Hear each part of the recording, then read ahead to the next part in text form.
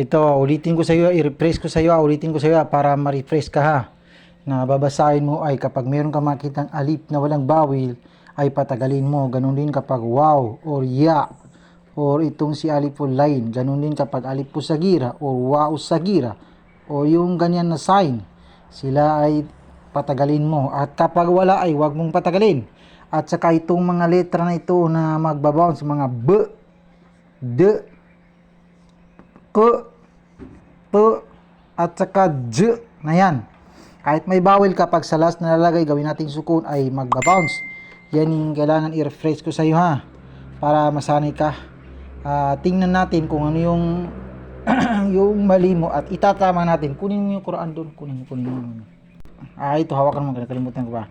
Patatagalin mo lang sila kapag ang kanilang letrang susundan ay walang sukun at walang sadda. Bali kapag may sadda or may sukun ay hindi mo mapapatagal magagamit sila. Halimbawa ng ito ay i-refresh ko sa iyo para masanay ka. Ito ay as-sama. Bali itong fi na ganyan, masasabi mo na fi, patagalin mo dahil mayroon alipus sagira o di kaya aya. Kapag dito babangga, may alipus may sadda diyan ay hindi mo yan masasabi na fi sama. Sabi mo na fi sama. Ganun yung halimbawa ha. Halimbawa sa fil ard.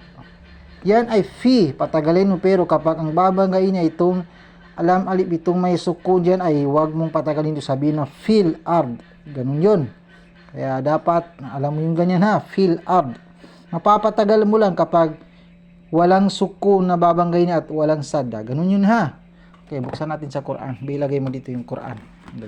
Ito, dito tayo sa itong Surah ano ba yan? Al-An'am. Ito, ikaw magbasa, basahin mo. Pwede ka mag-stop dito. Ting meron ka makitang wow dito, pwede ka mag-stop dito sa ta. Halimbawa, mga ganyan, pwede ka mag-stop dito dahil may wow dito. Pero itong sign na ganyan ay, nasabi ko ba sa iyo na mas maganda dumiretso ka dito kaysa mag-stop ka kapag ganitong sign? Nasabi ko sa iyo, wala. Sige lang. Mga ganitong sign, mas pwede ka mag-stop dito pero mas maganda dumiretso ka. Yung iba ay wala dito. Sige lang, hindi importante yan. Ito, basahin mo muna. Sige, ikaw magturo ka, ikaw magbabasa. Sige, ilalisan ka. Sige, basahin mo. Nga. Alhamdulillah Rabbil alam. Ay. Tingnan mo ano yung sunod sa kanya. Alhamdulillahi. Anong? Sandali. Huwag mong gamitin yung memorize mo. Kasi kailangan tingnan mo, gamitin mo yung bulayat mo, tingnan mo. Anong letra yan? Di ba alif? Alif. Ano yan? Lam. Ano ito? Zal. Zal. Paano basahin ito? May sadda. Paano basahin? Sabi ko, ang alif at saka lam ay automatic al kung basahin kapag walang bawal. Alladhi. O sige, alam mo na. Hindi na yan alhamdulillahi rabbil alamin ha. O sige, ulitin mo. Ayusin mo. Sige, ulitin mo. Sige. Basahin mo. Sige, pagdugtungin mo sila. Sige. Alhamdulillahi alladhi sige.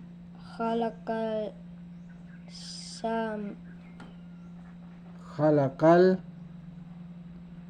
hanggang dyan ka lang sa ta, mag-stop ka lang dyan sa ta. Sige, paano basahin? Kapag diniretso mo itong alladhi at saka alhamdulillah ay magiging alhamdulillahilladhi. Ganun yun ha. Okay, dito naman tayo sa paano basahin itong ito. Khalaqa. Ito ay sabi ko ay ang alif at saka lam kapag walang bawi automatic al kung basahin. Pero nagiging silent ang lam kapag ang letrang sumunod sa kanya ay may sadda. Kaya itong sin ay may sadda, kaya silent ang lam. Kaya paano basahin mula dito hanggang dito? Paano basahin? May alipus sagira diyan, Sige, paano basahin ito? As-sama. Dirituin mo, kulang. As-sama. Kulang, ito pa. What? As-sama. O sige, paano basahin ganito? Wati. As-samawat. Tama, patagalin mo dito sa ma kasi may alif po sa gira. Wat kasi may alif po sa gira. Pero wag mo nang gamitin ito kasi mag-i-stop tayo. Bali kung diretsuhin mo, dito ka magsimula, ito ay khalaqa, ito ay as-samawat. Paano mo basahin kapag diretsuhin mo? Khalaqa as-samawat. Khalaqa as-samawat. As-samawat. Hindi ganun ha. Kailangan dito ka matraining sa yung mga alif at saka lam na basahin kapag diretsuhin. Kapag diretso mo yan ay gagamitin mo ay gawin mo ay magiging khalaqas samawat. Ganun ang mangyayari ha. Ganito na lang, turuan muna kita ng lahat ng alif at saka lam kung anong mangyayari kapag basahin natin. Ito.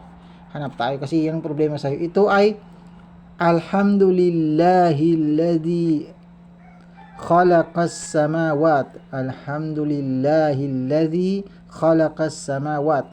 Pansinin mo ha lahat ng mga alif at saka lam kung paano ko basahin kapag dadaanan ko ha. Ito ay as-samawat. Balik kapag basahin ko yan na dito ako magsimula sa atras niya, diretsuhin ko ay magiging, halimbawa dito, ito ay wa huwa Allah. Kapag diretsuhin ko yan, dadaanan ko dito ay magiging wa huwa Allahu fis samawat. Ganun ang mangyayari ha. Tandaan mo ha. Wa huwa Allahu fis samawat. Next, dagdagan pa natin. Ito pa. Hanap tayo ng iba. Ito. Basta puro alif at saka lam ang kailangan i-train natin sa iyo ba? Saan ba yun? Hindi muna tayo dyan. Ito ay alladhina kafaru. Kapag dito tayo magsimula, dadaanan natin ang alladhi magiging laqala alladhi. Lam, qaf, may alif kaya patagalin mo. Kaya laqala alladhina kafaru. At hanggang dyan lang muna kay walang edit ito.